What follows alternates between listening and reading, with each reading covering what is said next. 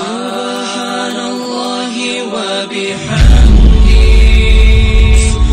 سبحان الله العظيم.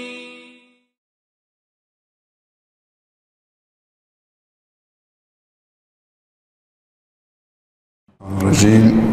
بسم الله الرحمن الرحيم. الحمد لله والصلاة والسلام على رسول الله وعلى آله وأصحابه ومن والاه، أما بعد. مجددا السلام علیکم و رحمت الله تعالی و برکاته. خداوند تبارک و تعالی را بسیار سپاسگزاریم و تشکر میکنیم و بهترین تشکر به کار گرفتن نعمت‌های خداوند در جهت اهداف خلقت نعمت هست.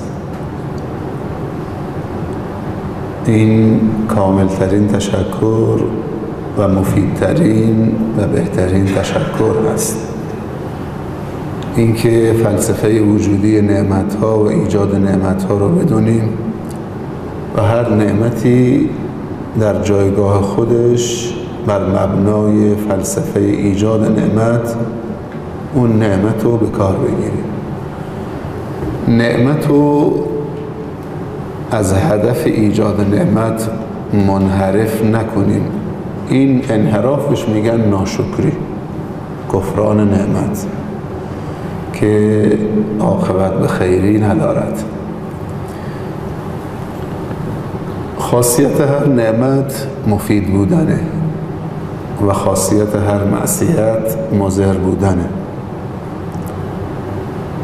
اگر گفتن چیزی حرام هست یا معصیت هست، یعنی سه چیز داره، سه وصف داره: یا ضرر هست، یا نجس هست، یا فساد هست.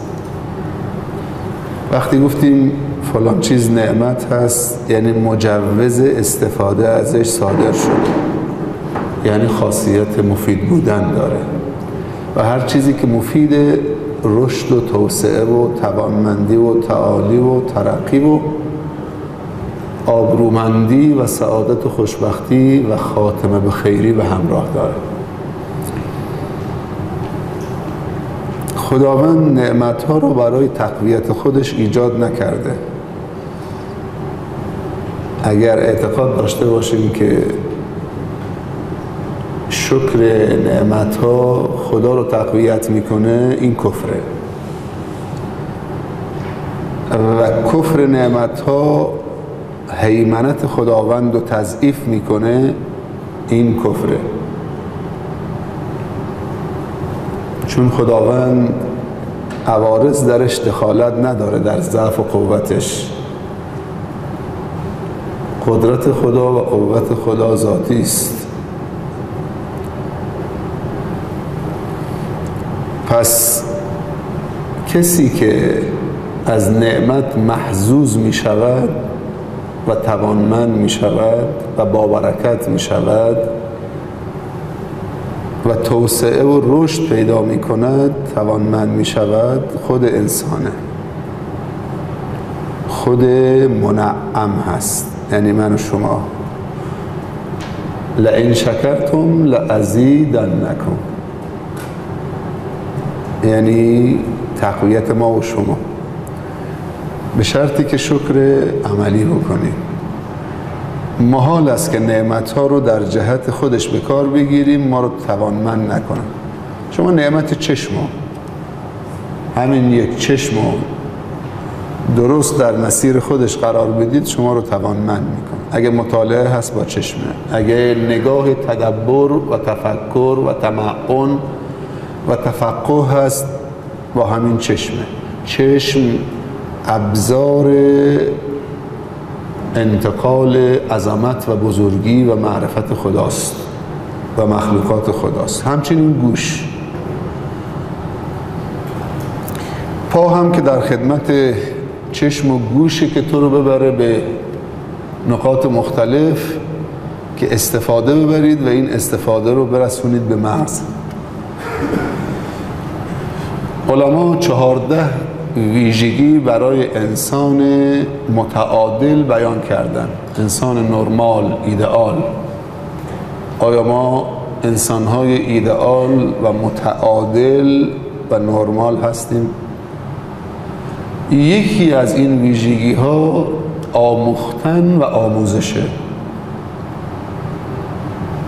انسان‌های نرمال، آموختن و آموزش اولین ویژگی نرمال بودنشونه و اولین ویژگی شاکر بودنشونه.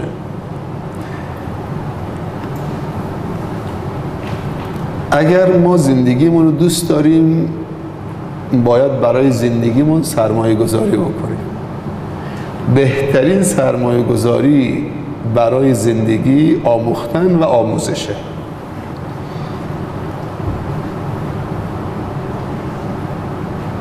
و اگر میخوای که مفلس باشید و زندگی از کفت بره،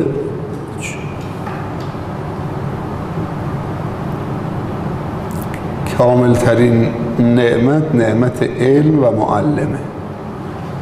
یا باید معلم باشید یا باید متعلم باشید که هر دوتاش تشکره. هر دوتاش تشکره. در نماز جمعه شاید خیلی از شما نبودید، من اشاره کردم که ما ایجادگر داریم و احیاگر داریم. دو نفر بیشتر نیستن. نفر اول خداست، نفر دوم پیغمبر خداست. ایجادگر خداوند هست، احیاگر پیامبره. پس نفر سوم نیست. اگر من و تو صفت احیاگری پیدا کردیم، رتبه پیامبر نه در نبوت بلکه در ویژگی نبوت، یعنی آموختن و آموزش پیدا میکنیم. یعنی شما میشی رتبه دوم بعد از خداوند در ردیف پیامبر. مثال زدم، پیامبر گفته انا و کافل الیتیم کهاتین فی الجنه. یعنی شما که احیاگر یک یتیمی که در شرف مرگه و اونو از مرگ نجات میدید، پیامبر گفته در رتبه من قرار میگیرید بعد از خداوند، کهاتین فی الجنه. تو پیامبر نمیشی ولی رتبه دوم بعد از خداوند یعنی احیاگری. حالا هر چیزی که بشریت رو زنده بکنه و بهش حیات ببخشه این صفت احیاگری است. مریض مزمنی که در شرف مرگ نجات بدید، یتیمی که سرپرستش رو از دست داده در شرف تلف شدن احیاش بکنید، بی سوادی که در شرف ایست مغزی است با آموزش احیاش بکنید، بدنیتی که با انحراف نیتش ایست قلبی بهش دست داده خوشنیتش بکنید، احیاش بکنید. این احیاگری رو فراموش نکنید که نیاز من و شماست. خیلی حرفه که انسان رتبه دوم بگیره، انا و کافل الیتیم کهاتین. هر کجا صحبت از یتیم شده در قرآن یا در سنت، صحبت از احیاگری است، حیات بخشیدنه. چقدر خوبه که انسان احیاگر باشه، احیا کننده باشه. زنده هستم که زندگی بکنم و زندگی بسازم. پس آموختن و آموزش. انتظار محبت یک طرفه رو نداشته باشه. دوست داری بهتون محبت بشه، خب شما هم محبت بکنید. پس اولین ویژگی های انسان نرمال و ایدئال و متعادل آموختن و آموزشه. خیرکم من تعلم القرآن و علمه.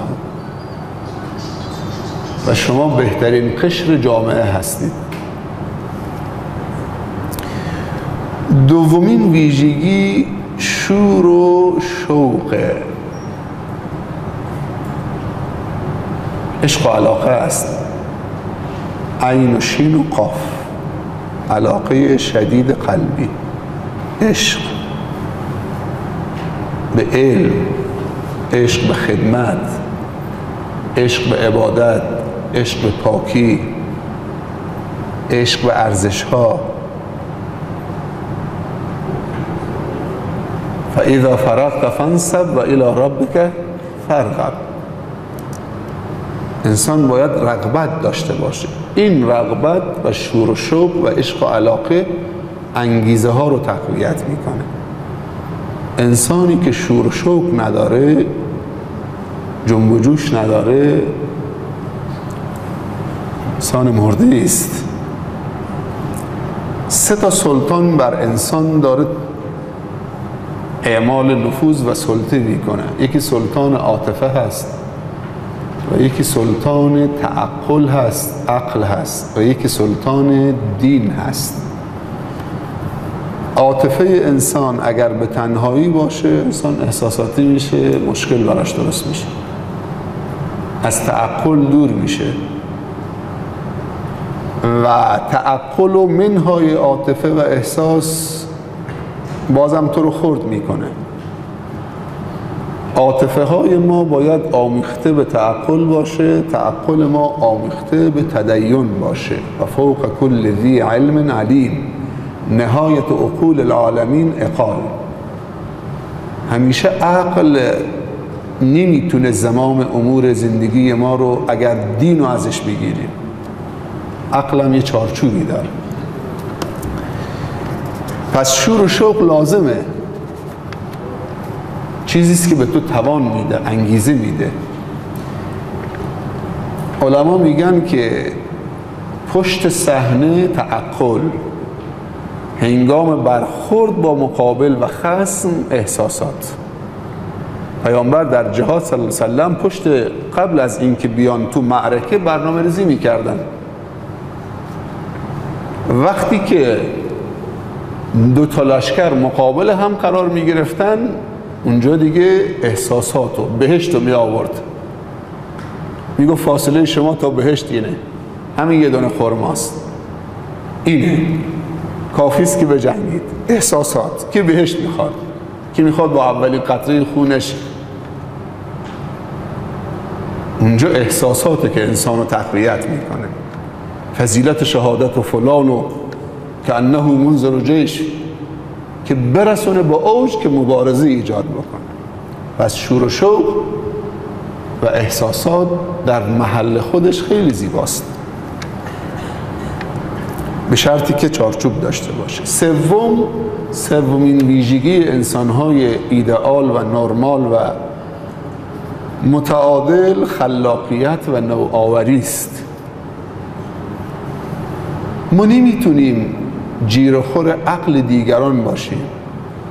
ما نمیتونیم با برنامه‌های 100 سال گذشته الانمون رو مدیریت بکنیم.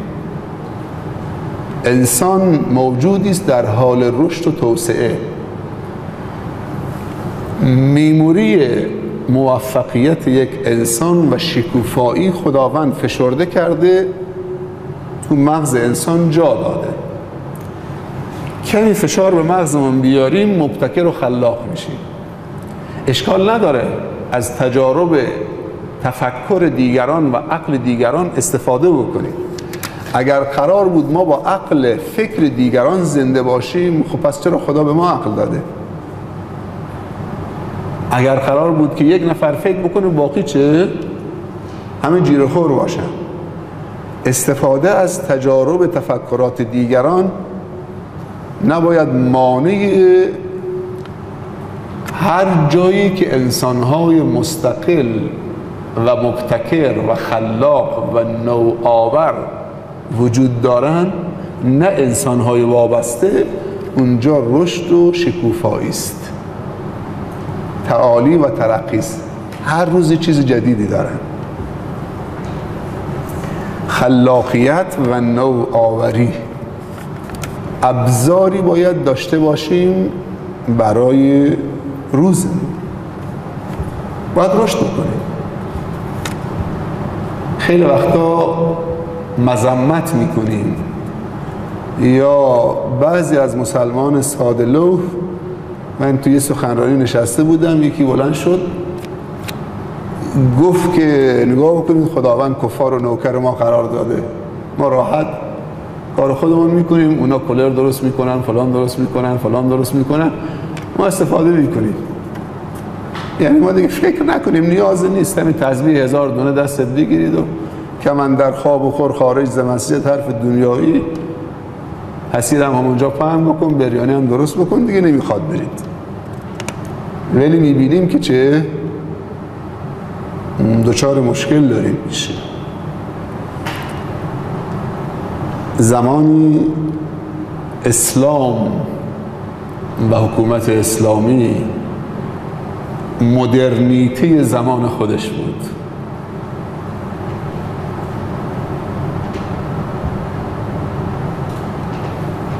جهانی شدن نوآوری است.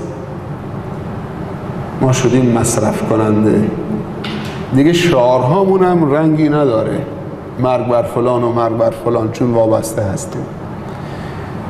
زمانی ما استقلال پیدا میکنیم که افکار خلاق و مبتکر و نوآور داشته باشیم. شما میدونید که کشور هند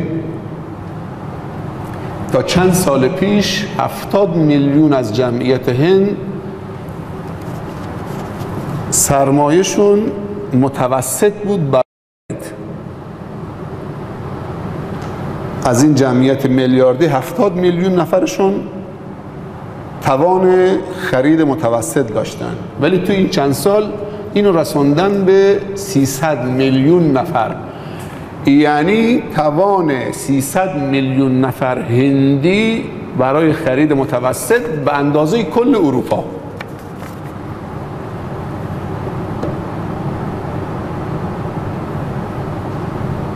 و 70% از مردمش باسوادن، هندی که ما فکر میکنیم فرهنگ ندارن.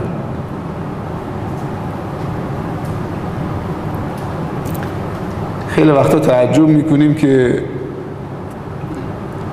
وقتی میگیم چینی یعنی مار میخوره، سوس میخوره، عقرب میخوره، مارمولک میخوره، همه چیز میخوره.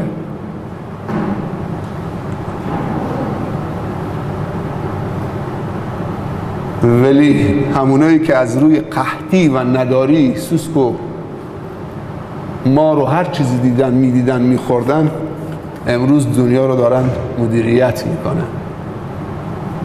نمیدونم اخبار میگفت که چین اگر اشتباه نکنم چند تریلیون سپرده داره دلار. نیروی انسانی مبتکر و خلاق قبضه کرده همه چیزو.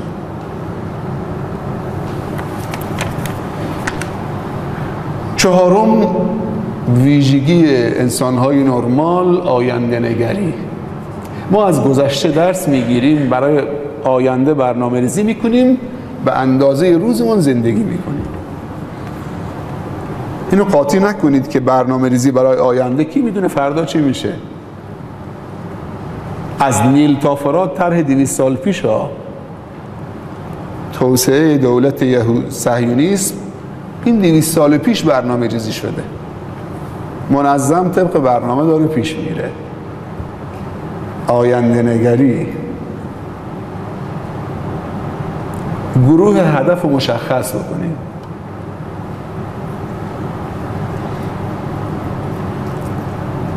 پیامبر صلی الله علیه و آله میفرمایند لو کان العلم منوطا بالثریا لتناوله رجال من فارس. اصلا ایرانی ها معروفن و مشهورن به ژن‌های برترشون، به استعداد و هوششون. ولی میدونید که ایرانی ها با اون همه هوشی که دارن و ذکاوتی که دارن رتبه چندم دارن تو ایران، تو جهان. کشور آلمان از هر 1 میلیون نفر جمعیتش 6000 ژن برتر داره. هر ژن برتری مثل پروفسور حسابی ما. کشور ایتالیا و ژاپن از هر 1 میلیون نفر 5400 5600.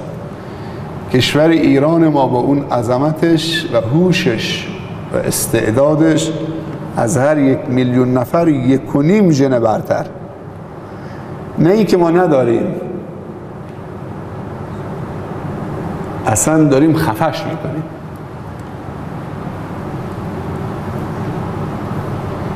شما اروپایی ها الان بهترین مهاجرین رو در اروپا و غرب ایرانی ها میدونن.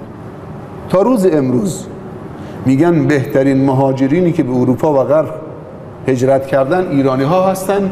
از دو جهت قوی هستن، یکی از نظر اقتصادی و یکی از نظر علمی، و تو حساسترین مراکز پژوهشی آمریکا و غرب دارن فعالیت میکنن. یا آقایی در سمینار اردبیل که NGO-های مطرح کشور دعوت بودن، نماینده یونیسف و یونسکو و سازمان بهداشت جهانی، بانک جهانی، ژاپن و همه بودن. نماینده ایرانیان مقیم آمریکا آمده بود، میگفت 6000 متفکر ایرانی در آمریکاست فقط. حتی در ناسا از هر 1 میلیون نفر 1.5 ژن برتر. فرار مغزا و استعداد کشی و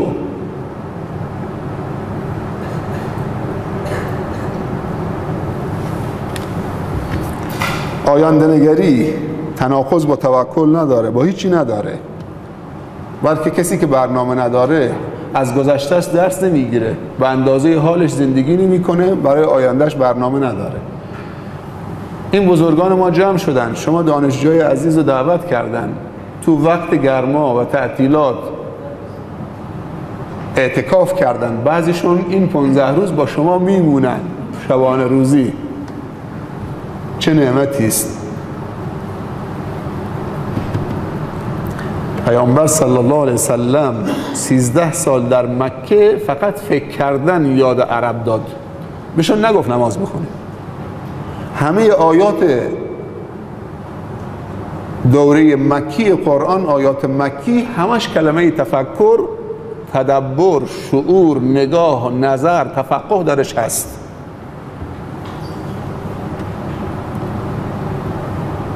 عرب وظیفه عقلش رو تعطیل کرده بود، خلاقیت رو ازش گرفته بود، جهل برش حاکم شده بود، جامعه از درون خودخوری میکرد، مثل خوره این جهل برش افتاده بود، اونو میخورد.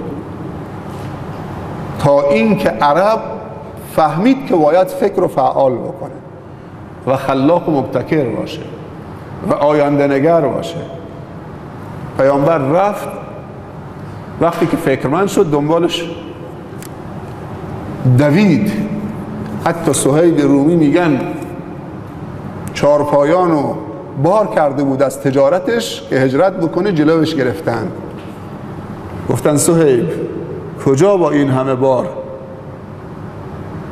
اگر میخوای بری برو، ولی بدون اینا رو تو مکه و شهر ما به دست آوردید، اینا رو باید بذارید. اگر محمد رو انتخاب میکنید اینا رو باید بذارید. طرف فکرمند شده، فکرش فعال شده، گفت اینا رو میگذارم، میرم اون کسی که فکر کردن رو یاد من داد. گذاشت، رفت. دیگه وقتی انسان فکرش فعال شد، دیگه جهل رو نمیپذیره، ذلت رو نمیپذیره. پنجمین ویژگی انسان ایدئال و نرمال و متعادل، کنجکاو بودن و علاقمندی. انسان موجودی است آسیب پذیر و کنجکاو. بعضی موقع دیدید بچت پیش فعال میشه یا برادرت، کسی تو خونه چقدر سوال ازت میکنه، حوصله‌ات سر میره، بهش اجازه بده تا کنجکاو باشه، تا بپرسه. پیامبر چی میگه؟ انما شفاء العلیل، درسته؟ العیع و علیل، السؤال او کما قال صلی الله علیه وسلم، سوال کردن شفاست. اگر انسان کنجکاو نبود و آسیب پذیر نبود، اکتشاف نبود. انسان هایی که کنجکاوند و آسیب رو میپذیرند، اونها مکتشفن، اونها خلاقن، اکتشاف دارن. نگاه ویژه باشه، حتی اگر در مملکت ما نگاه ویژه جرم باشه، چون انسان هایی که نگاه ویژه دارن در همه ممالکی که نگاه ویژه رو نمیپسندن و تکبودی است، نگاه ویژه رو نمیپسندن. باید نگاهت عمومی باشه. این نگاه ویژه است که نتیجه و ثمره کنجکاوی است. این نگاه های ویژه است که بشریت امیدوار میکنه به آینده درخشان. نگاهاتون به همه قضایا نگاه ویژه باشه، نگاه عمومی نباشه. ما اونها رو میخوایم. نگاه ویژه خاص، کنجکاو و حاضر باشید که مکتشف باشید ولی مایه بگذارید. اگر زیر آب نمی رفتن که طعمه کوسه بشن، کجا اون عظمت زیر آب و اینطوری تو صفحه مانیتور می دیدید که بگی فقط سبحان الله سبحان الله سبحان الله.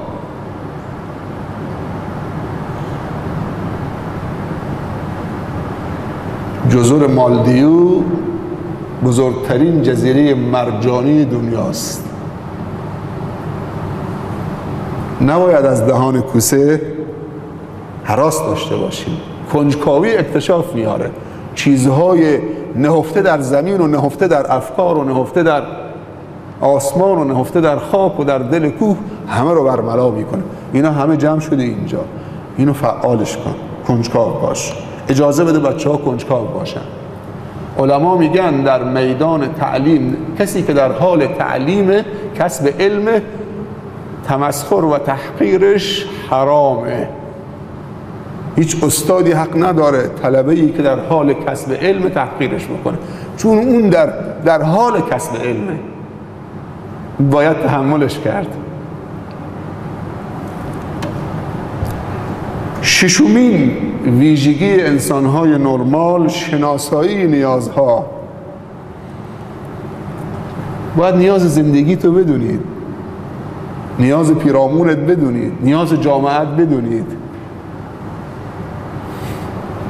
یا آمار به شما بدم، ما یه سالن بیلیارد و اسنوکر تو باشگاه اروند ایجاد کردیم. نامه نوشتن به هیئت فتوا که شیخ پردل ورزش سرمایه‌داری رو داره حمایت میکنه. ورزش سرمایه‌داری، اسنوکر، بیلیارد. هیئت فتوا بازرسی فرستاد اونجا، من مطلع شدم.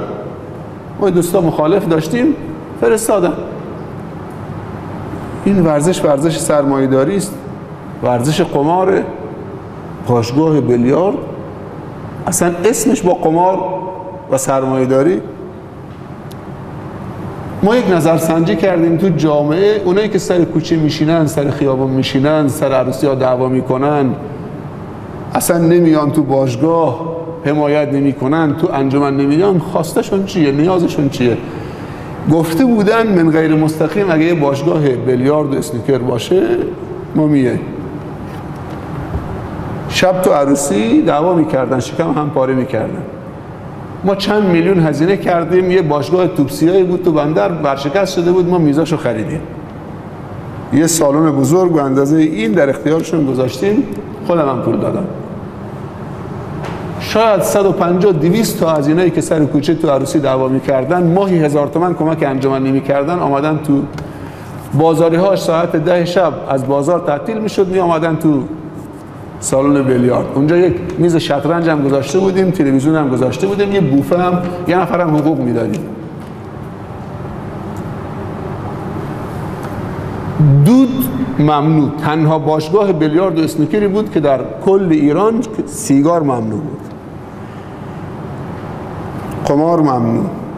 اگر کسی مشروب میخورد حق نداشت بیاد داخل. به جای رسید شیخ که 200 نفر رو به روی هم 4 ساعت بازی میکردن، غیر از محبت چیز دیگه نبود. شب 10,000 تومان هم کمک باشگاه میکردن، خبرم نداشتن. ارزانترین باشگاه بیلیارد ایران ساعتی 1000 تومان، ماه 1000 تومان کمک باشگاه نمیکردن، شب 10,000 تومان بوفه هم میخوردن. بعد به من میگفتن شیخ گاه وقت شما شبی نصف شبی ساعت 10 11 12 یکی از مراسمی آقای سالی نشسته اینجا، میگفت بیاید سلام علیکم به ما بکنید، بالاخره خدا قوتی. همونایی که به من میگفتن ها ملاهن قبلا میگفتن ها ملا آمد، ها ملا چطوری، اینا با هم دوست شدن، درآمدش هم رفت تو باشگاه. من به دید یک ورزش فکری که تمرکز، شطرنج دیگه، تو باید اونو مات بکنید، این توپ تو بفرستید، خم بشید، بدنت هم تحرک پیدا میکنه. نیاز سنجی به کجا؟ همونایی که مخالف بودن ساعت 10 شب میرفتن پیک میزدن با هم 10 نفر 15 نفر. اگر هیئت فتوای ما تو اتاق بنشینه و درم ببنده و تو جامعه نباشه دیگه، جوانای ما خوبن، به شرطی که نیازشون، پدیده ها رو نمیشه از بین برد، پدیده ها رو باید تعدیل کرد و جهت داد. هفتمین ویژگی بخشندگی. فکر میکنم وقت کمه ها، شهر دیگه ندم بخونم، نمیخونم دیگه چون نزدیک نمازم هست. اینا خودشون دیگه من یه طرفش بگم طرف دومش خودشون همه دانشجو هم باشه. هفتمین ویژگی انسان‌های متعادل، ایدئال، نرمال، بخشندگی و دست و دل بازی. بخیلی و تنگ نظری اسباب فناست، نابودی است، ناپایداری است. سخاوت و بذل و بخشش، همون محبت یک طرفه گفتم. انسان وقتی که دست و دل باز شد، بذل و بخشش پیدا کرد، سخاوت پیدا کرد. من یه تجربه دیگه به شما بگم، شما همه عزیز و نور چشم ما هستید، ما میخوایم کار رو به شما واگذار بکنیم. از شیخ ما گرفته تا شیخ عبدالکریم، همه بزرگان ما مرامشون اینه که ما باید کاری بکنیم که زمینه انتقال مسئولیت رو فراهم بکنیم بدیم به بچه هامون. شیخ میگفت که شما طلبه های دوره عالی شکر خدا بکنید که نسل ملاهای قبل از شما ما هستیم. اگر کمکتون نکنیم چوب لا چرختون نمیذاریم. ولی نسل ملاهای قبل از ما شیخ کسانی بودن که دیگه خودتون میدونید چقدر ما درگیر بودیم تا الان هنوزم. بخشندگی و دست و دلبازی. خیلی از علمای خودمون طرف جوانای سرمایه‌دار عیاش خوشگذران نمیرن. اینا مشتی عیاشن و کازابلانکا و تایلند و بانکوک و فلان و من برم با اینا. تصور بکنید یک پیرمرد مسلمان 70 ساله میلیاردر 5 وقت نمازش هم فوت نمیشه بخیل باشه. چه امیدی از این داریم که چه خدمتی بکنه؟ ولی یک جوان سرمایه‌دار میلیاردر 25 ساله سال 200 میلیون 300 میلیون پول عیاشیشه، پول مسافرت‌هاشه، پول ولخرجیشه، ولی همونجور داره میریزه، دست اینطوره، براش مهم نیست. این اگر باش ارتباط برقرار بکنیم که جهت بهش بدیم، اگر اصلاح بشه این بذل و بخشش داره، دست و دل باز، اما جهت انفاق گم کرده. کمی بهش توجه بکنیم این اصلاح بشه، جهت انفاقش جهت پیدا میکنه. همون اندازه که اونجا خرج میکرد دیگه وقتی برای دین و علم و دانش خرج میکنه چه؟ اگر اون 70 سالشه بخیله نمیتونه خرج بکنه، این 25 سالشه میلیاردره، 50 سال دیگه میتونه هزینه بکنه با اون دست و دل بازی. نگاهمون نسبت به این صفت بذل و بخشش داره، دست و دل بازی، ولی جهتش رو گم کرده. بریم طرفش. من تو همین عوض شما شب ساعت 2 رد می شدم، دیدم که 2 تا جوان با CG دارن تکچرک میکنن از عقب. بارها گفتم، مقابلشون که رسیدم سبقت نگرفتم شیخ، این بوکی زدم اینطوری کردم. آفرین، چه مهارتی، تکچرک از عقب 2 پشت. باور بکنید این دهانشون باز شد تا بیخ گوششون از خوشحالی. منو نمیشناختن که این کیه، فقط دیدن که یه ماشین رد شد، از هنرنمای اینا خوشش آمد. چه از من کم میاد، این هنره. شیخ شما میتونید بخشوری که موتور تکچرک از جلو اصلا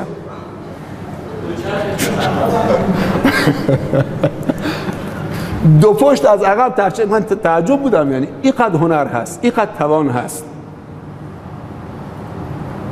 متاسفانه من توهین به شما نکنم، شما عزیزم، شما مقام معلمی رو به ما دادید، شما پذیرفتید که متعلم باشید که لقب معلمی به ما بدن. ولی اگر رشد فکری طلبه های ما به اندازه رشد علمیشون نباشه در جا میزنن و علمشون رو دستشون باد میکنه و اگه ضرب یضرب و ضارب و مضروب و بیاد اینجا و بعد فقه و ابو شجاع رو از بر بخونه ولی رشد فکریش عقب باشه، کم باشه، این رشد علمی جواب نمیده. رشد فکری و علمی الان میاد. 8مین خصلت گذشت، بخشندگی و مروت. این دیگه خودتون میدونید. انسان‌های ایدئال آمار نشون داده اونهایی که حب انتقام دارن نمیتونن مصلح باشن. اونا به سکته قلبی و مغزی چون خودخوری دارن میکنن. ولی اونهایی که گذشت میکنن و ان تعفو خیر لکم، اونهایی که حب عفو و گذشت و بخشندگی دارن و مروت دارن، اونها همیشه آرامش دارن. مصلح نمیتونه منتقم باشه، مربی و خیرخواه نمیتونه کینی باشه، نمیتونه اصلا. پدر برای همه، انصر اخاک ظالما او مظلوما. 9 داشتن هوش اجتماعی. این خیلی مهمه. همین که گفتم رشد فکری و هوش اجتماعی توی فازه، نباید عقب بیفته از رشد علمی. 10 قدرت حل مسئله، که بتونن مسائل رو حل بکنن. مشکل پیش میاد، باید این قدرت رو داشته باشیم. 11 قدرت مقابله با استرس. انا لله و انا الیه راجعون. به یه نفر زنگ زدن که پسر تو سربازی مرده، گفت آخ. استرس دیگه، گفت آخ. بعد زنگ زدن که چه، نه اشتباهی بوده، پسرت نمرده، یکی دیگه مرده. پسر برگشت، اون آخ تمومش کرد. ولی وقتی میگه چه، الصبر عند الصدمة الاولى، انا لله و انا الیه راجعون، اللهم اجرنی فی مصیبتی و اخلف لی خیرا منها. ام سلمه میگه که وقتی که ابو سلمه فوت کرد، گفتم انا لله و انا الیه راجعون، گفتم اللهم اجرنی فی مصیبتی. حالا اون سومی میخواستم برم، نمیشد. گفتم کسی یعنی بهتر از ابو سلمه برای من و بچه‌هام هست؟ اصلا ندیدم. بعد گفتم که خیر در اون ارشاد پیامبر صلی الله علیه و سلمه. بعد بر خودم چیره شدم و استرس رو از دست دادم. گفتم واخلف لی خیرا منها، بهتر از ابو سلمه که از من گرفتید به من بده. دیگه بعد از مدتی تق تق صدای در شد. رفتم که قاصد پیامبر صلی الله علیه و سلم از من داره خواستگاری میکنه. حالا اگه ابو سلمه زنده بشه قبول میکنه ابو سلمه رو؟ مثل شب زفافش جوان بشه. قبلا ام سلمه بود، حالا شده ام المؤمنین. انسان‌های ایدئال و نرمال استرس ندارن. وقتی مصیبتی پیش آمد، انا حسبنا الله. ابو مسعود بود، کی بود که گفت حسبنا الله؟ اینا سرمایه‌اند. حسبنا الله، ماشاءالله. لا قوة الا بالله، بسم الله. بعضی موقع بچه شیطنت میکنه، میزنیم بچه. ولی بزرگان ما وقتی که مشکل تو زندگیشون میامد، عقدهشون رو چارپاشون رو حیوان خالی نمیکردن، تازیانه میزدن به پای خودشون، میگفت امروز چیکار کرده که این شتر نافرمانی میکنه، شروع میکرد استغفار 1000 بار تا مشکل حل میشد. انسان های نرمال بسم الله توکلنا علی الله آمنت بالله ربا، همیشه متعادلن. صبر و شکر، صبرم نوعی از شکره، چون انسان صبور شاکره. همیشه بین صبر و شکر تعادلشون رو حفظ کردن. استرس میره. شما باید بدونید، من مثال زدم، مداد تراش برای مداد. از آسایش تولید نمیشه، این باور ما نیست. از سختی آسایش تولید میشه. ان مع العسر یسرا، نگفته ان مع العسر یسرا. و اذا اردنا ان نهلك قرية امرنا مترفيها.